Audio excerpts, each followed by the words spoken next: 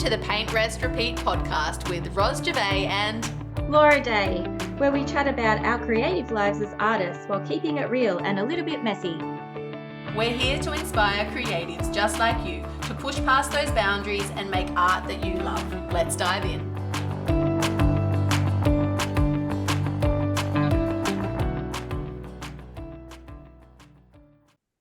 Hello, everybody, and welcome to another episode of Paint, Rest, Repeat. This week we have the fabulous Josh, who I'm going to attempt to say his last name correctly. Hi, Josh. Josh's Hello. last name is Dykgraaf. Did I do that? Excellent. Nailed it. Excellent. Well First time. done. Yeah, top marks. All right, so Josh is here today to chat about his amazing art, which is I think is pretty cutting edge. It's really, really interesting. I love his work. And we're also going to jam on how AI is impacting the art world. So really juicy conversation planned for today. So are you excited? Laura? Yes. Oh, everyone! I was waiting for Josh to respond. So sad. So sad. Yes, totally excited to dive into the topic of AI. We've been wanting to cover this for a really long time on the podcast, because I know that lots of artists are sort of afraid of the landscape, or afraid of copycats, or afraid of losing their jobs, or all sorts of things that could come out of the AI landscape. But should we start with your journey, Josh? I feel like we need to wind back first and then talk about the impacts of AI within the work that you create. So did you want to start with your history? Like, were you a creative kid? How did you get into art? And then like what sort of led into the work that you're creating today? I was absolutely a creative kid. 100%. Art, like my best. So, what the most important mentor I ever had, Nick Parker, hello if you're listening, once described me as an artist with an engineer's brain. Art was far and away my favorite subject in high school. Engineering and maths were my best subjects. Yeah, and 18-year-old Josh thought, hey, what brings all these things together? And the answer he came up with was architecture. And I went to uni and studied architecture first. And then, which was I enjoyed it. It was a bit of a flawed concept. I mean, like anything teenagers come up with, like any decisions teenagers make. And yeah, in my second year of uni for studying architecture, I took a graphic design elective and discovered Photoshop. And that was the start of that was the real kickoff to the journey that I've been on since. From there, yeah, I studied graphic design and did a double in graphic design and photography. And I've been making art on the side for at least, oh my God, 16 years. And after uni, I did a bit of agency work, working as a graphic designer, but eventually settled into a role working as a freelance illustrator.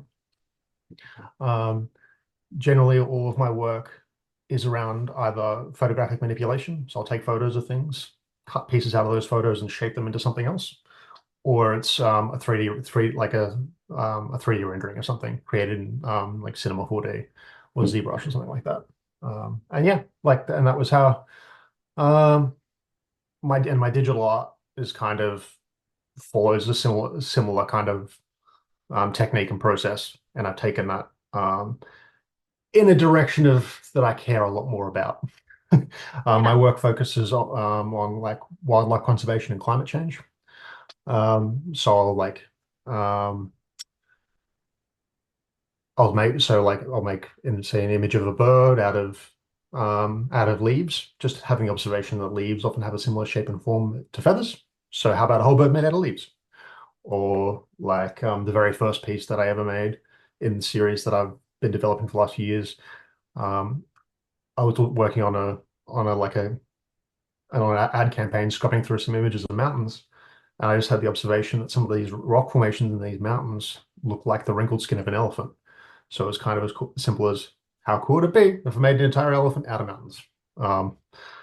And yeah, and so basically it's all my art practice is my commercial art, but taken towards things that I care about, and I I'm a lot more absolutely, passionate about. yeah, I love so much about that. I think this, the angle of having a cause with your art practice is a really interesting one. And I feel like we would have actually a lot of listeners who would be intrigued. I know that's not our focus today, but can I ask you a little bit, how do you integrate that into what you do? I mean, obviously it connects with the themes of your actual artwork, and your choices perhaps in how you construct your artwork. But how do you actually connect that? Do you give a percentage to charity? How do you choose your charities? How does that all work on the back end, if I can ask, Josh? So what generally one of two ways. So the big change in course for me was after the 2019-2020 season. Um, and so like you may recall that like one of the big, so that was an extinction event for Australian wildlife. Um, and one of the things that came out of that was the news that one of our national animals, the koala, is now projected to become extinct in the wild in the next few decades. Um, and like, so I went out to the fire fields out in East Gippsland here in Victoria, went bushwalking through the fire fields and made a pair of koalas out of those landscapes. Um, and I made a whole series of bushfire work that I did as a fundraiser, for Wise Australia. Um, and the other side of the, or alternatively, what I'll do is I'll just make work off my own bat and use it to promote another organization's cause. Um, so like in the last 12 months, I've been making quite a bit of marine themed work, Amazing. Yeah. because something I discovered is that there's not nearly as much artwork in the marine space. Um, and if I can make work that draws attention to things, like one of my favorite things I've ever made, I made this year, it's based on a Morgian skate, which is Oh, like it looks all yes. like Sorry, it's I saw no that on your Instagram. You had a link to that, and I was like, "Oh, what's a Morgian skate?" And now I exactly. know. But tell And our that's listeners. exactly what I'm getting at. Like I'll do it either as a fundraiser or an awareness thing. Yeah, beautiful. And a member of the Australian Marine Conservation Society, or one of their campaign directors, reached out to me asking if I could make more work with a marine theme. It's a lot easy, like these kinds of activist groups have a much easier time getting people to care about terrestrial animals, like koalas, wombats. They're cute, they're fuzzy, and like you care about when you see images of them in strife. For marine life, there's a physical and an emotional distance. Um, Mm. like the Morgian skate looks kind of like an alien. Like looks like it kind of belongs in the movie, Elsewhere. like Yeah. independent, the like Stay away from me. Independence, like the alien from, oh yeah, exactly. A little bit scary. Reminds me of the alien from aliens from Independence Day. But anyway, that's not the and yeah, so getting people to care about that stuff is much harder. Mm. And if I can, and so I've been making work, particularly around the issue of seismic blasting, um, which, if you haven't heard of it, is comfortably one of the most devastating practices I've ever heard of that we do. It's the first stage in drilling for oil underneath the ocean. Basically, they mount a massive air gun to the side of a ship. They'll fire it down at the ocean floor and to break up the ocean floor and get access, so they can get the drill through and get access to the oil underneath. And it is catastrophically damaging to any species that relies on sound, also not specifically whales. Mm. Like it bursts their eardrums, it causes them enormous amounts of pain, and they will beach themselves to get away from it. Because the blasting also it goes on for weeks or months. It doesn't like it's a anyway. It's Yeah, different for isn't the it headspace I spend a lot of amazing? time in. Yeah, it's just that sort of short-sightedness, isn't it? By Yeah, people who are involved in doing that. Oh, that's and awful. these things can happen as well because no one's ever there to see it. Mm. Like it's Yeah. again that physical distance with marine issues. Um, Mm. I love how you're using your art for social causes, social change, social awareness, And yeah, it's just a really interesting concept to think about, like tying your art to things that are really meaningful to you. Like I feel like, you know, you're quite in touch with your values around like environmentalism and you know, bringing awareness to these topics through your art.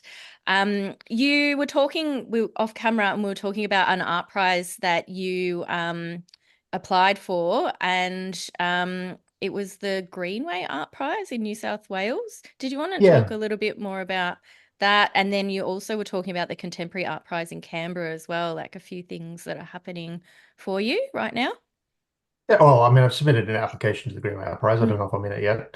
You got to Fingers win, crossed. Josh. Backing you. Well, that's just bad juju. That's that's bad. Oh, you're superstitious, are you? I have little superstitions, like if I'm at a show or an art fair, I'll never leave the red dots out lying around. They always have to be put away. Little things like that. Like, I don't know, it's never be no. It's I'm generally not a superstitious or in any way kind of religious person, but there are a few little things that, like, it's all right. It's what works for you? We're all for the woo woo. It's okay, Josh. Yeah. Any level of woo woo, welcome here. Yeah, like I kind of have a hard, like, I'm a digital artist. If that wasn't already clear from what you've heard so far. But I have a hard time with art prizes because my work is generally much too heavily manipulated. Like, it's all photographic based, but it's too heavily manipulated to fit into photographic art prizes. And at the other end, it's too like it just I generally don't I don't fit into like the traditional medium. Like, so it's so the prizes I do apply for are conservation themed prizes, and that's kind of the niche that I found. And so like I've submitted work to the Australian Contemporary Art Prize's conservation category this year. Like, I'm not eligible for their open category. But yeah, it is what this is, life as a digital artist. Yeah, and I mean, the point here as well is that people, not just you, sorry, Josh, but artists need to be applying for prizes that make sense, because really otherwise it's all this effort and sometimes application money for no reason whatsoever. So you do need to do your research and work out where you fit. And if you have, you know, an art style and medium that's particularly niche, it's harder, as you're saying, to find these places to fit in. And I'm pretty sure, you know, we were talking off camera before about your art, and that you are often asked, but, you know, did you make that with AI? Is that a thing for you, Josh? Absolutely. The last 2 years since AI kind of popped into the popular consciousness. So I know Ros from exhibiting together at the Affordable Art Fair this year. That's where we met well, no, actually we met in person a few months before that, actually. Yeah, well, actually even a year before, Josh. But this is the classic I remember you, but you don't remember me situation. So no, it's totally fine. That was at the other art fair. The other art fair. Oh no, actually, I think it was the Affordable Art Fair in Sydney, like a year, maybe 2 years ago, even. Okay. But I was just I don't feel bad customer. about that. No, it's totally fine. I was just a customer, but I knew your art. So yeah, when this opportunity came up to collaborate with you in the recent Affordable Art Fair in Sydney, I knew who you were and I knew your art. So that's why you got a quick yes, Josh. Anyway, I mentioned that because at those fairs, so like they'll get somewhere between 10 and 20,000 people through the door. And so you talk to people all the time, minimum once every half hour, I'll get the question, did you make this with AI? And part of that is just like, I mean, digital art is reasonably unknown in the fine art space. It's generally doesn't really pop up that often. And there's an aesthetic to digital art that, well, I mean, most AI models draw heavily on digital art when they're scraping the internet for things to use. So it's not a coincidence that AI art and digital art look a lot alike. Yeah, and it's like, and I put a lot of work into each piece I make. Like, there's anywhere between 30 and 80 hours at my desk, not including the time I spend out photographing stuff. and I'll have like a couple of thousand Photoshop layers. And then when someone asks fairly dismissively, "Oh, is this AI art?" It can be a bit disheartening, but at the same time, it gives me a nice in to take them on a journey of how I make the work, and then watch their facial expression as they learn about how much work has gone into it. I kind of enjoy that. That's the It's all about education, isn't it, Josh? Because Yeah. even someone coming to you and saying, "Is this AI art?" My bet is that they don't even really know what AI art is. They just know AI is a thing. It's making some Yeah. art. This looks pretty fancy. Is this AI art? Like I can imagine they don't really have that understanding themselves. So But when it's done well, it can be fairly indistinguishable um, from and even like there have been cases of people making pretty authentic looking traditional prints. Um, it's yeah, and it's so like as I mentioned, my background's like in working commercial illustration. AI is just like decimating that space. It's and part of the reason why I've gone so hard on art fairs this year, and like so I've done 5 art fairs this year, and this is going to be actually 2024 is going to be the year. It is the year that I basically transitioned to being a full-time artist. and blitzing it, Josh. Thank you. Maybe we say thank you to Well, AI for being that elbow in the ribs. I don't know. I don't know. Was it elbow in the ribs or was it just like a good old shove off the cliff? Um, Oh, it's so tough, isn't it? It's change, right? I think off camera you hmm, described AI as being new and terrifying. And I thought that was, hmm. and actually my first thought was, isn't anything new terrifying? And maybe it depends on your nature. But yeah, that's tough.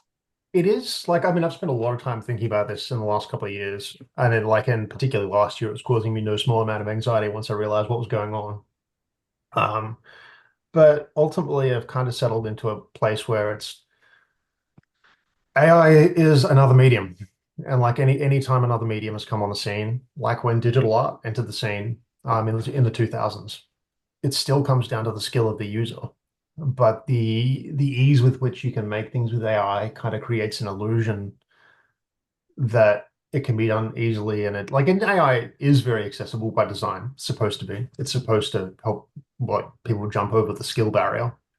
But it's still that's kind of an illusion though. You still need to have that strong visual sense. You need to come up with conceptual ideas. You still need to understand things about um, composition, color theory. All of that still applies. And on top of that, you still also need to have the skills to fix the things that the AI stuffs up or doesn't do the way that you want. So I have studied and I know a couple of AI people who work in that space, and ultimately, really, they spend just as much time developing their finished piece. It's like there's an illusion that you just like and out it comes you've got this finished piece in like in 20 seconds. It's So, Josh, it sounds like AI artists need to have the knowledge, so the same sort of hmm, art knowledge as, should I say, mainstream artists. But the skill is different. So maybe the skill is hmm. more about how to drive the AI tool Yeah, to give them what refining they're after. refining the model and learning how to tweak like it still needs perhaps you can perhaps even say it requires even more skill to control because the interface the way we interface with it is still quite rudimentary Mm. and still quite almost nebulous. Like if you're trying to describe a scene um in with words, like it's like trying to tell Photoshop. If Photoshop had like a voice function and me trying to tell it what I wanted on screen, And isn't good that luck. the opposite of an artist, actually, now that I think about it? Because artists typically or traditionally, like we're bad with words, and that's why we rely on the visual. Oh, that's really fun. I Yeah. suppose So you could talk to Chat GPT. I don't know. Like maybe. it's just one last thing to tie that thought off though. Like this is also not like a new phenomenon too. Like you've got like artists like Jeff Koons who've been around for 30 or 40 years and commissioning other craftsmen to create things, and he's still regarded as an artist. Yeah. Like, yeah. Mm. So it's not as easy as it seems, and there is a skill to it. But then so does your work as well. I'm imagining at these art prizes, your work really stands out. And then when people are doing this off the cuff comment around, oh, is it made with AI?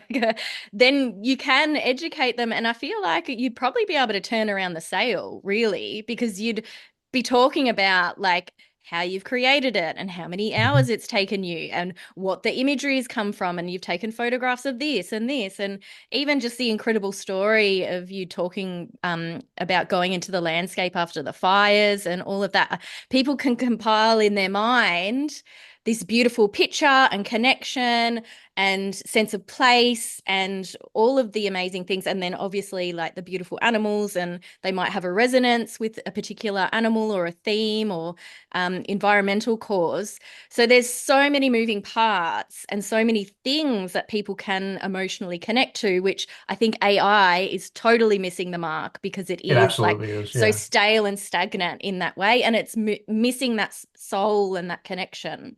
Exactly. And for that reason, people have a hard time attributing, rightly, I think, have a hard time attributing value to it. Um, I with a couple of outliers, I'm yet to really see someone who describes themselves as an AI artist actually make any money or really sell anything. Because that's not what, like, why, particularly for like, it's not why people spend hundreds or thousands of dollars on a piece of work. It's because they feel some kind of connection with it, that there's something in there that they're responding to, and like the artist's narrative is a huge part of that. Because like I always like in when an artist makes something, they're taking a piece of themselves and putting it on display, and they're kind of buying a piece of the artist.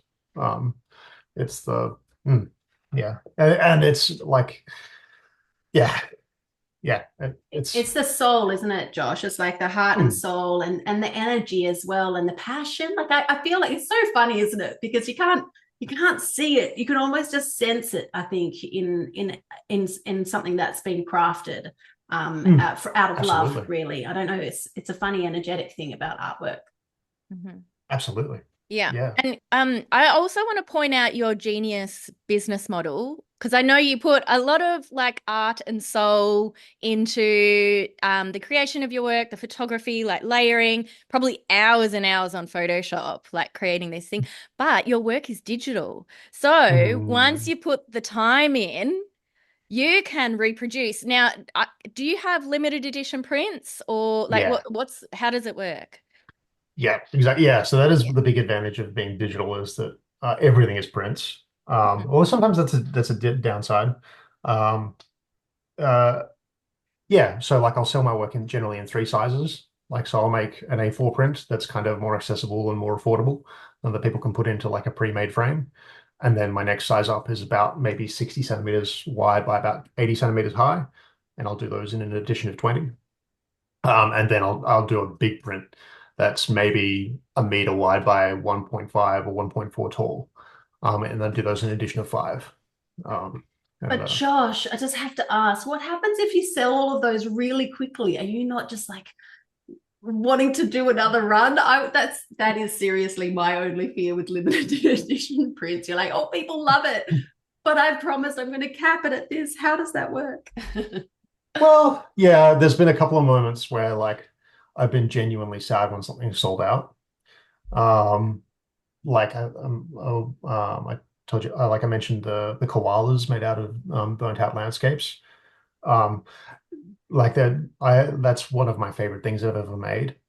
Just like when I exhibited that, especially in the big size, and people saw that on the wall, they just start crying, because it really kind of tapped into this shared experience that we had during that fire season. Mm. And like, as an artist, being able to make someone feel something that strongly, even if it's a negative response, that they're like openly crying, like, oh my God, Yeah, I, it's I want tapping more of into the that. values and the impact, hey? Yeah, Hmm. and art having a role in the bigger, broader world.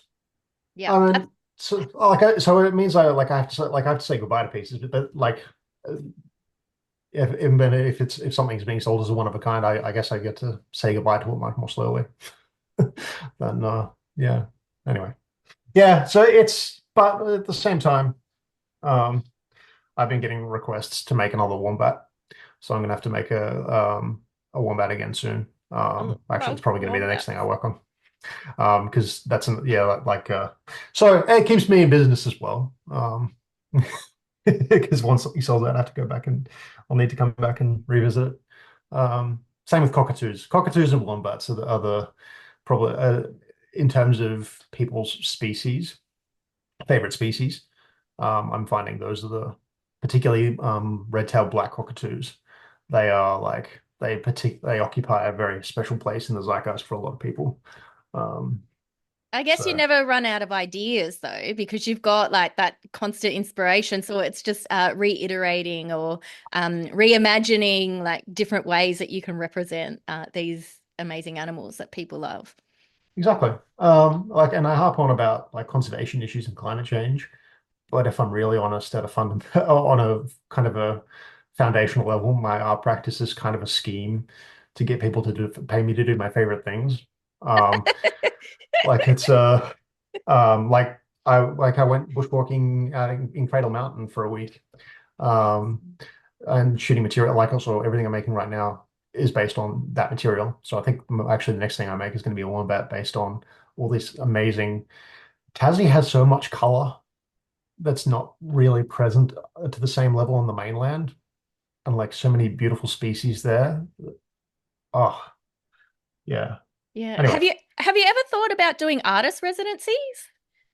Like on site? Like I've applied mm. for a couple, never been successful. Because your art's AI, Josh. Duh, Just takes no effort. Hey, just really quickly before my brain forgets, you were talking about earlier some AI artists who you think are doing a great job in that space where you feel like they're really tapping into that skill set really, really well. Do you remember their names? Or can you tell us after this and we'll put them in the show notes? Because it just might Yeah. be really interesting for people to see some really good examples of artists in that space. And I'm sorry to throw this in as a random little segue. Just my brain. Yes, I should have written it yeah. down. Josh, I'm just put you on the spot, There's one I Josh. met. There's one I met in whose work I saw back in June. I'm struggling to At one remember of her the last name. fairs, Josh? I don't want to. Yes, she was at the Okay. other art fair. Okay. Okay. I don't want to Yeah, get that's her. really interesting. I don't Like want to it's embarrass myself by getting her last name wrong. It's a very Slavic name. Just like Dykgraaf. I'm still looking at my notes. I thought your surname was Dykgraaf. I don't know why. Josh I'm like Dykgraaf. I sound. It makes me sound like Like like the a fancy like because like all the like the Dutch masters and the That's you. yeah Yep. yeah I'm like a Claim it. Own it. Own it. I'm a 21st century Dutch master That's who it. was born in Australia. Yeah. Got it sorted, Josh. Should we spell out? Oh, I guess if people can find you through the show notes, we will put it in there. But your last name, so it's Josh, and it's spelled Dykgraaf. Yeah, and it's That's the me. Dutch Okay. heritage in there. Yeah, super Yeah. cool. So yeah, and we do really, I mean, we always recommend that our listeners go and check out the artists that we interview on socials, but in particular, in this instance, definitely go and do that because that'll help you to visualize what we're talking about today. And you'll be able to see the amount of time and energy and the level of intricacy as well in Josh's work. I love, Josh, how you often share in your stories as well when you're working on something, and you also do the little timestamp, so we see how many hours are going into the creation of your work. So I just find that really interesting. And that kind of goes into what we were talking about before about educating people to the process. Yep. Because the amount of time that goes into my work is a big part of my value proposition. And also actually, not to keep circling back to the AI thing, but Instagram has been flagging my work as AI made recently. Really? I'm starting to wonder how much longer I'm going to be on Instagram, I'll be honest. It's How because like changed it up. the second that those flags started going on there, my engagement levels plummeted. And it's like, and I mean, social media has also just become a fairly hollow experience, particularly the last 18 months. But See, because you have a larger account, I've heard that the larger accounts are being sort of essentially punished on Instagram in particular. Because you have 41K followers at the moment, whereas Laura and I are in the smaller space, so we're not doing it as tough on there. But I have heard that's a bit of a thing, Josh. I don't know if it's exclusively the AI, but maybe just a change in the algorithm for the size of your account. Perhaps, yeah. No. Well, yeah, I have been wondering if maybe I need to cull some followers. Apply for that blue check program so that I get like the authenticity kind of thing going on there. But yeah, I'll have to look into that. Do research that, Josh, because I have the blue tick, not really sure why, to be honest, because I pay for it and I haven't seen many perks yet. This is another little side topic, but originally they did promote the tick as a way to improve your reach, and then they promptly removed that from the list of perks. So research it. If that's what you're mainly after, research it before you sign up for it. Well, I originally got onto it because one of the things that they do put there is that they're much more responsive when you approach them for help and need help with stuff. That is true. That bit is true. And if that helps me reach out to them and get the AI flag removed, go do it. Do it. You pay by the month, then, Josh. So just I just need to get a new headshot, mate, because you have to have a headshot for it. Oh yeah, this is true. But also my profile picture. My profile picture is one of my favorite things. My favorite things that I've made are the koalas, the two koalas, and I made two owls. You're not supposed to have a favorite child, but yeah. You do have your favorite children. I'm just going to apologize to the Tassie devil that's on the wall. Actually, that's also another favorite of mine. Which is why it's hanging here. So more than any kind of impact with sales with my work, the big thing that AI has done is that it's impacted the level of wonder that people feel about the work. So before AI came along, when people encountered my work and couldn't figure out how it was made, it kind of created a sense of magic for them, which was a huge kind of part of my value proposition. Now, with AI on the scene, if people can't figure out how it's made, what they'll do is they'll just assume, oh, it must be AI, maybe with AI. And that there's less thinking. And it kind of takes away that sense of wonder. That's Yeah, I know what you mean. I'm thinking about the pussycats that I keep on seeing on Instagram dancing. And I'm like, that's not a cat, that's AI. And then I scroll past. Whereas, prior, you'd be like, wow, how did they train those cats to do that? That's pretty fancy. Or even when people encounter like the prints in person, like it'll be similar thing. They'll assume it's AI and they'll walk off. Yeah.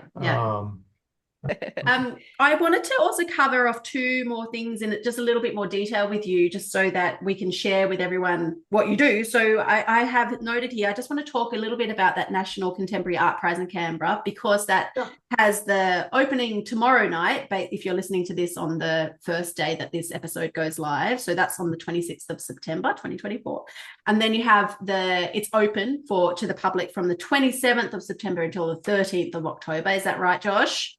That's correct. Yeah, so go and check that out. So Josh is a finalist in that art prize, so go and have a look. I believe there's also a People's Choice category, so I'm going to say it for you, Josh. Give Josh the vote. Okay, and then and then the other one I wanted to cover for you was the fair topic. So at the point of this episode going live, you will have just finished the Affordable Art Fair in Melbourne, and you'll be having another fair coming up as well. So you sort of cycle, is it true you cycle between the Affordable Art Fair and the other art fair? Like I've found fairs are kind of, basically it's a numbers game. Art fairs will get somewhere between, depending on the fair, anywhere between say about 8,000 and 20,000 people through the door, and you're never going to get anything close to that. That many eyes looking at your work in a gallery show. And yeah, I found they're like, and my work also has a lot more impact when people see it in person as opposed to social media. Like I think there are some artists who are well suited to selling their work on social. I'm not one of those artists because there's so much detail in the work. Yeah. And so and then I've done 5 fairs this year, and it's turned out pretty well. Like, um, yeah, and like so both, and it kind of works nicely because affordable and other art fair get different audiences. Like there's a sort of generally affordable gets a sort of an older audience and maybe more of a family representation, whereas other art fair gets a younger audience. And they both work out quite well. Yeah, Yeah, you and you blitz the fair scene. I have the advantage as well of because there's not many people who do what I do. I stand out at the fairs. Like there might be between 100 and 150 other artists there. Um, there will be at most a handful of photographers. And if I'm lucky, maybe one other digital artist there. So there's kind of a yeah, it works out well. I think Yeah. the other benefit for you as well is that connection to a cause and Yes, absolutely. the story and the narrative and the emotion involved there as well. And I'll always put up put up a sign I'll put up a small poster or something like laying that out in QR codes for the different causes I'm supporting at the moment. And with and that's all. brackets underneath, like bold red writing, not AI. Is that correct? Not AI. Yeah. Maybe a few swear words in there too. Have you ever got sassy with anyone, like when they're at the fair and you're just like, oh, this is like the 13th only time. once. As I said, like I like taking take people on that journey, and like, and as it sinks in that so much more work has gone into it, almost always people are really, really kind of vibe that. Only once have I gotten a bit pissy at someone because they just didn't believe me that it wasn't made without AI. How rude. And I was just like, so what are you doing here? Go away. Basically, send them my way next time. And it got to and it went on and it got to the point, I think that I swear words happened. Because I think this guy wanted a fight. Oh my goodness. Some people I didn't give him a fight, but I didn't tell him to walk away with swear words. Well, overall, in general, you get lovely people and animal lovers as well. So animal lovers are the best kind of people, aren't they? Overwhelmingly, I find the fest to be an amazingly positive experience. And being able to tap into like that love that people have for these things and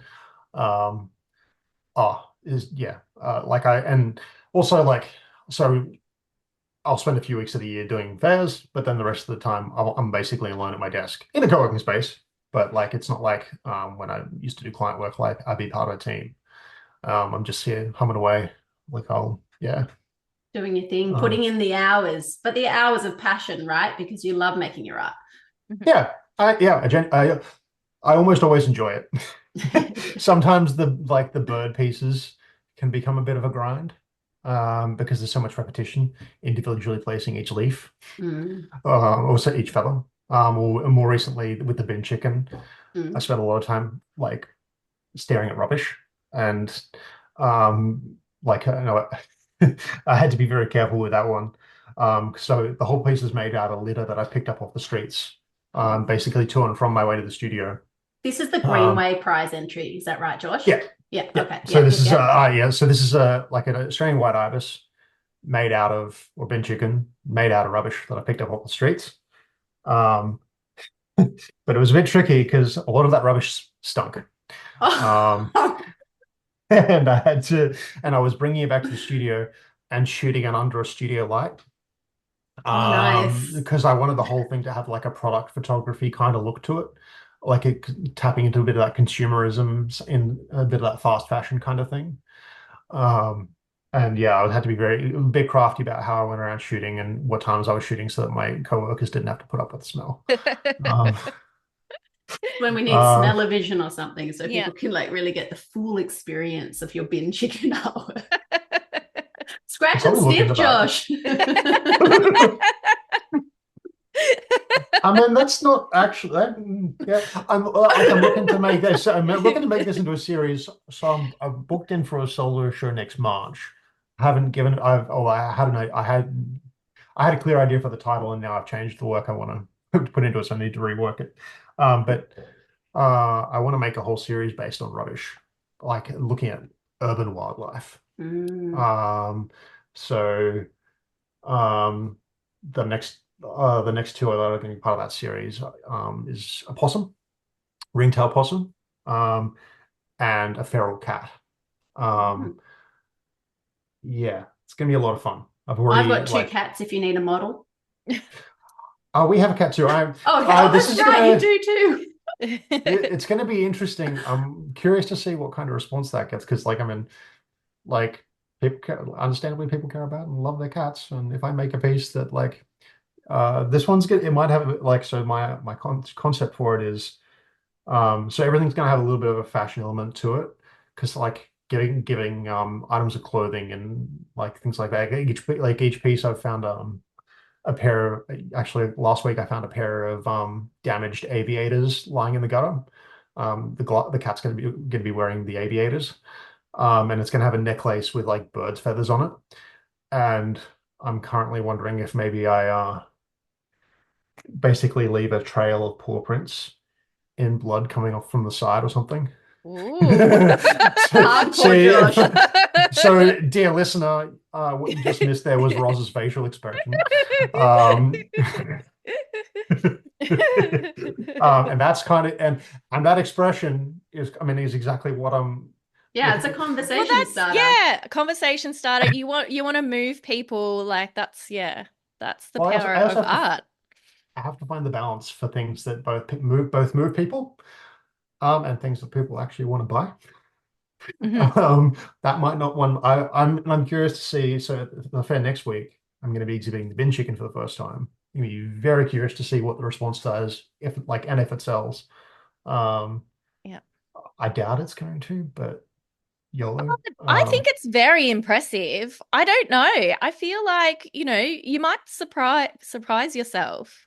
And, at the fairs, I feel like you'd have really interesting conversations with people. Oh, absolutely. Yeah, I'm looking forward to that. It's going to be, well, that's true. I didn't think a pair of burning koalas was going to be something people would want to put on their walls. Exactly. And that sold really well. But yeah, anyway, we'll see what happens.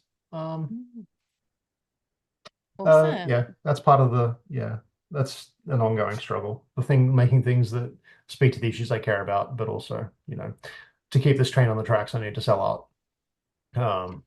And yeah, it is a balance. I guess as creators, we can get a bit bored doing the same thing in and out. And if you're just continuously creating for the machine, for the the buys, for broad appeal and what people are interested in, then you can get a bit stifled. So doing those out of the box or more controversial things, that's what keeps you in touch with your creative side, and sort of challenges you to work outside of what you'd normally work in.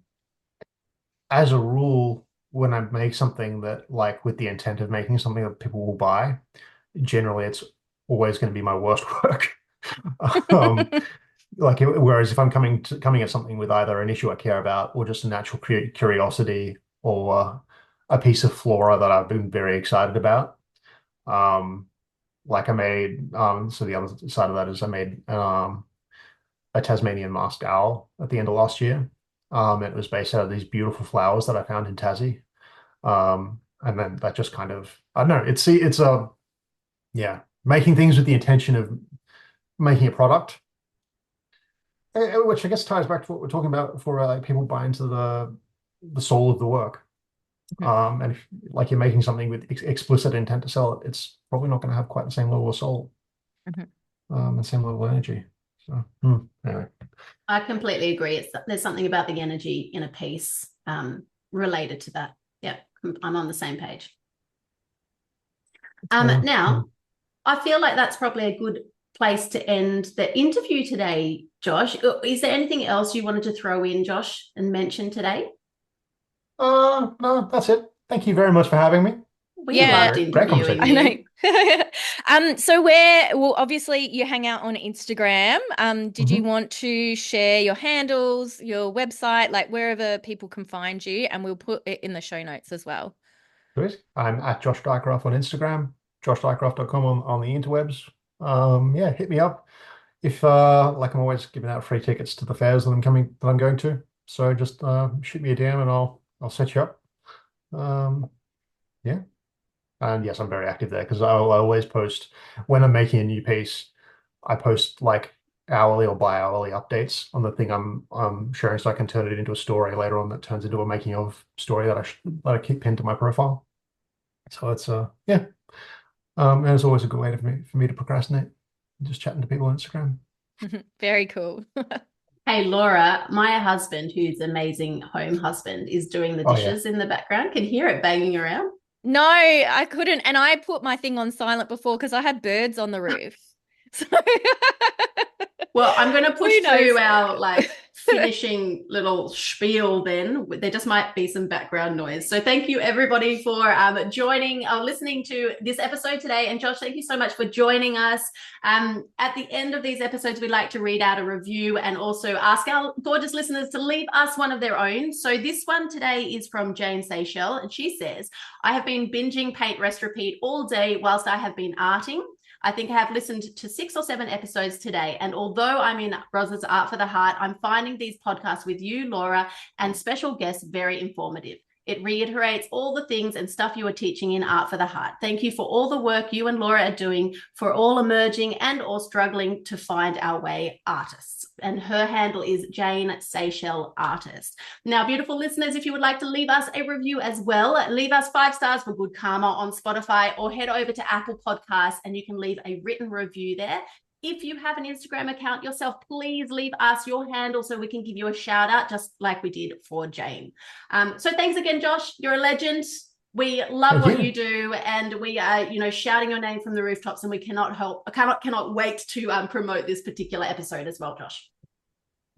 Thank you so much. Thank you for having me. Thanks. Bye, everyone. Bye. See ya.